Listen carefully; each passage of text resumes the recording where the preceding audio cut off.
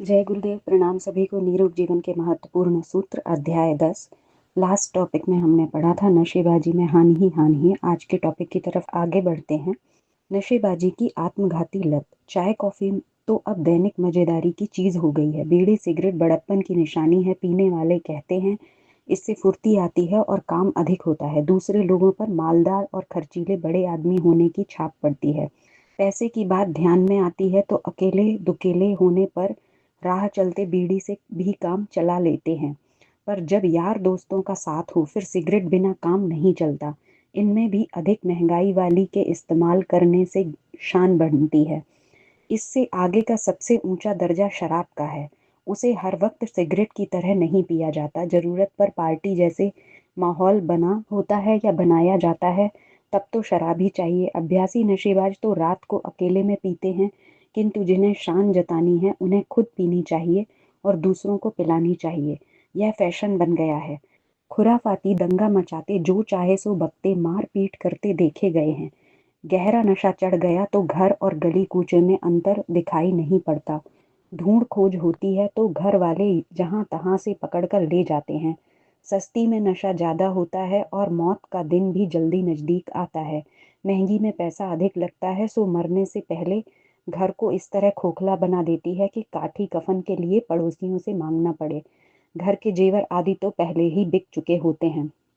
पूछने पर नशेबाज कहते हैं कि पीने में बड़ा मजा आता है। इस मजे की परिभाषा भी वे स्वयं ही कर सकते हैं। जायके में सभी कड़वे होते हैं। अफीम शराब सभी कड़वे। गांजा चरस हेरोइन स्मैक पीते ही सिर घूमता है और लगता है यहाँ गिरे वहां उड़े। फिर पीने वाले यही कहते हैं कि बड़ा मजा आया। यह शौक संगति से लगता और लगाता है। जो इनके अभ्यस्त होते हैं वे दोस्ती में स्वागत सत्कार में पीने का आग्रह करते हैं। कहना न मानने पर नाराज होने की धमकी देते हैं। कुछ ही दिन में यह हाँ ना चलती है। आदत पड़ जाने पर तो खुद ही बेचैनी उठती है और जरूरी काम छोड़कर भी लगी लगन को शांत करने की ठेली मचती है। नशों का क्या प्रभाव होता है यह किसी से छिपा नहीं है, करने वालों से भी नहीं, क्योंकि वे बिरादरी वालों की दुर्गति अपनी आंखों देख चुके होते हैं। उन्हें किसी ने समझाया ना हो तो बात भी नहीं। हित संबंधी दबी जवान से या कड़कर इसका परिणाम अनेकों बार बता चुके होते हैं। कहना न मानने का नतीजा क्या होगा यह समझाने में भी वे चूके न होंगे। उनके सामने कहना मानने वैसा ही करने का वचन भी देते हैं, पर आदत तो आदत छूटने का नाम नहीं लेती। नशा पीते समय में फुर्ती की मस्ती भी लाते दिखाई पड़ते हैं, पर धीमी आत्महत्या की तरह शरीर के महत्वपूर्ण अवयवों को नष्ट करने में क्रमबद्ध रूप में जुटे रहते हैं।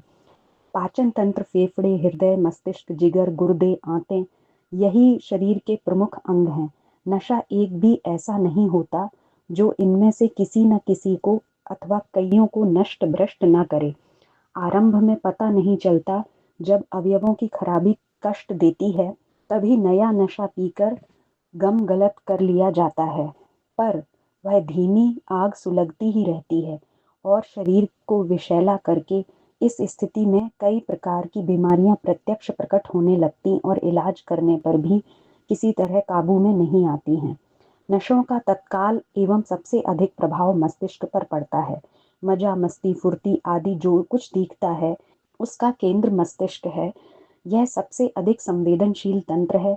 इसी पर नशे का दुष्प्रभाव सबसे अधिक छाया रहता है।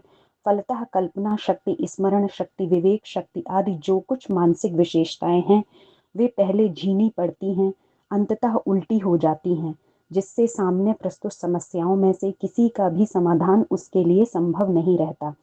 वह उल्टा सोचता और उल्टा करता है, फलतः उलझनों में निरंतर फंसता जाता है, जिससे दूसरों के सामने वह मूर्ख, नासमझ, बुद्धू, जिद्दी आदि विशेषताओं वाला गया बीता आदमी बनता जाता है। नशे सस्ते नहीं हैं, उनकी कीमतें बढ़ी चढ़ी होती हैं।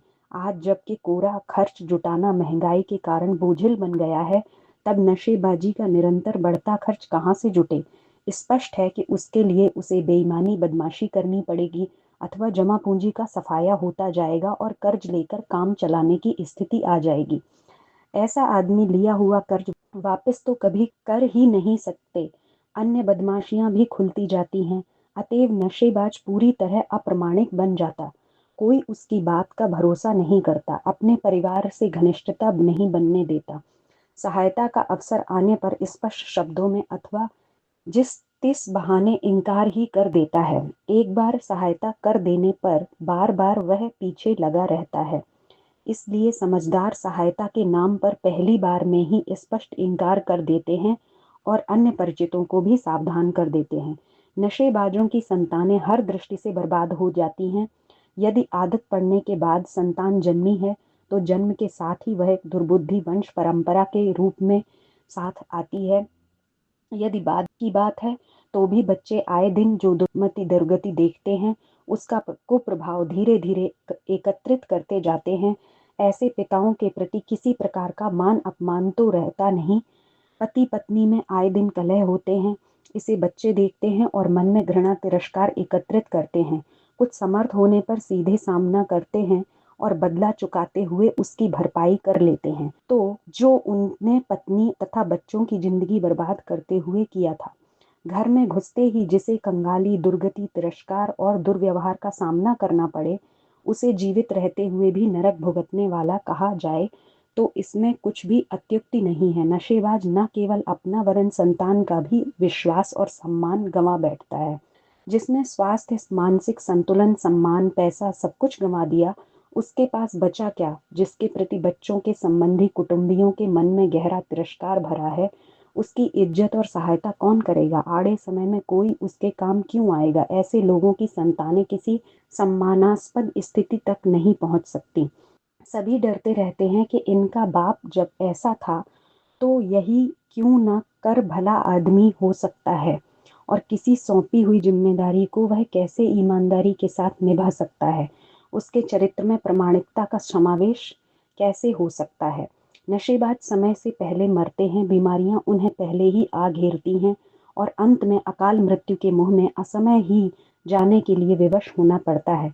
इतनी हानियां समझाने पर भी यदि कोई आत्मघात पर उतारू हो तो इसे विडंबना ही कहा जा सकता है। तो आज के टॉपिक में ये जाना कि हम एक तरीके से जब हम नशा कर रहे हैं तो हम आत्महत्या की ओर ही अग्रसर हो रहे हैं, क्योंकि हमारा स्वास्थ्य धीरे धीरे उसकी वजह से खराब होगा और हम कुछ भी करने लायक स्थिति में नहीं रहेंगे और अपने परिवार के लिए भी और समाज के लिए भी बोझ बनेंगे। तो इसलिए हमें इस तरह की नशेबाजी को त्याग देना चाहिए। आज के लिए इतना ही। जय गुरुदेव, प्रणाम सर।